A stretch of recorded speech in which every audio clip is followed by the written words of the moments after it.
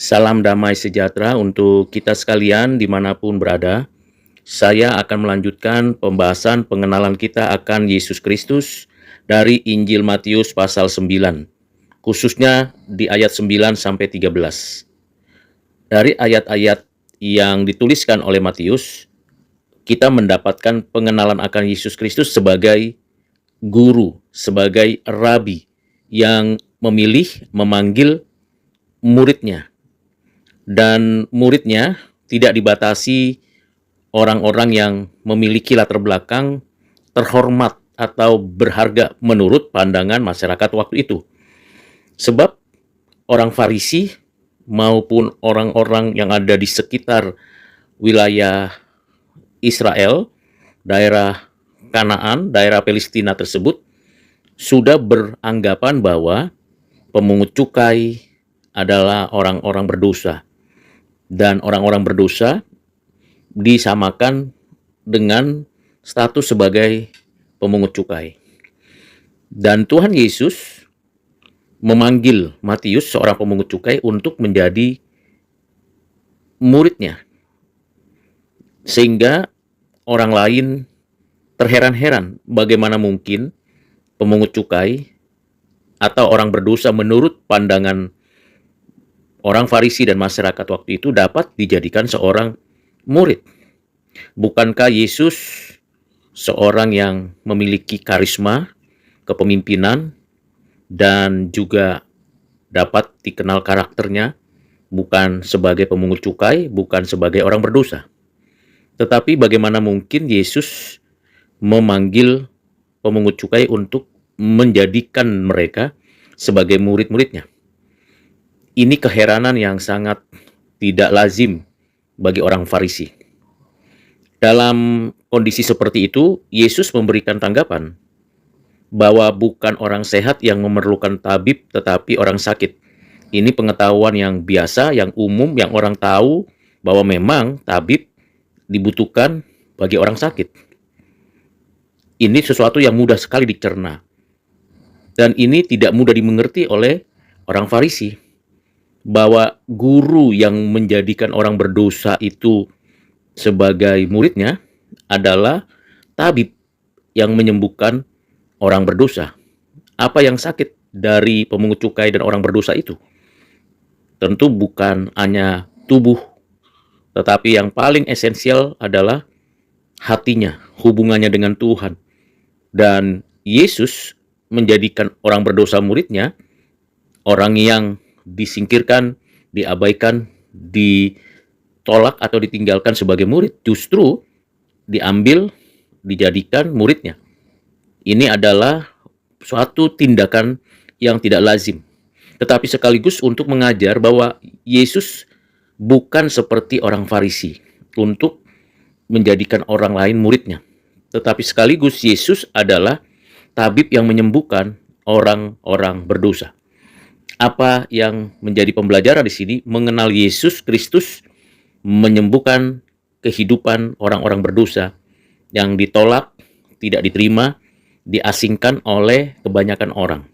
Tetapi diambil, diterima, dijadikan murid oleh Yesus. Sehingga dengan pengertian ini, Yesus melampaui guru, melampaui rabi, bahkan bisa dikatakan Yesus secara implisit menunjukkan otoritasnya sebagai yang ilahi yang menyembuhkan orang sakit.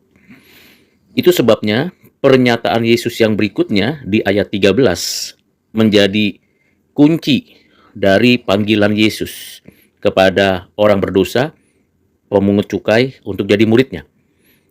Demikian kata firman Tuhan Yesus, "Yang ku kehendaki ialah belas kasihan dan bukan persembahan. Karena aku datang bukan untuk memanggil orang benar, melainkan orang berdosa." Ada 3 alasan Yesus menyatakan bahwa dia adalah melampaui guru yang pada zaman itu sangat dihormati, melampaui segala kemungkinan orang lain menjadikan pemungut cukai, orang berdosa, menjadi murid bagi orang-orang yang terhormat. Alasan pertama ialah belas kasihan. Ini yang tidak ada pada diri orang Farisi dan kebanyakan orang pada waktu itu. Yang kedua, prinsipnya adalah Yesus memanggil orang berdosa, bukan memanggil orang benar. Artinya memang tidak ada orang benar, yang ada adalah orang berdosa yang diampuni dosanya.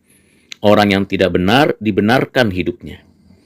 Prinsip yang ketiga ialah Yesus datang sendiri memanggil, bukan atas permintaan orang berdosa atau orang-orang pemungut cukai, tetapi atas kemauannya sendiri datang untuk membawa orang berdosa kepadanya.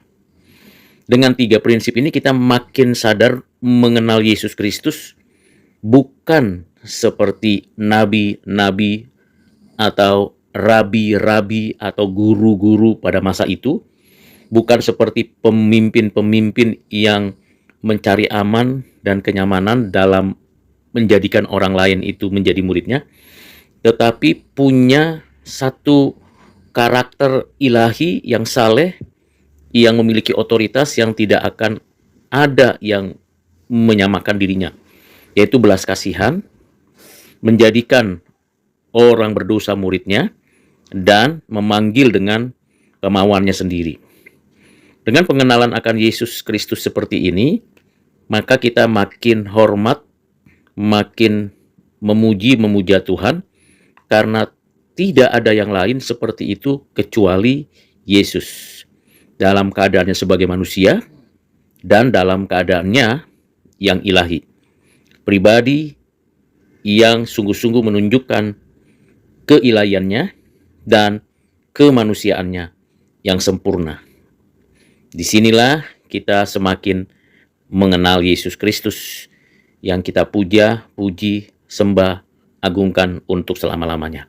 Kiranya dengan pengertian ini, saudara dan saya tetap setia di dalam kesetiaan Tuhan Yesus untuk mengikutnya sebagai muridnya yang taat kepadanya, berdasarkan belas kasihannya, berdasarkan pada kemauan panggilannya, berdasarkan kepada pembenaran akan hidup kita yang berdosa, sehingga kita bersuka cita. Tuhan Yesus memberkati kita sekalian. Amin.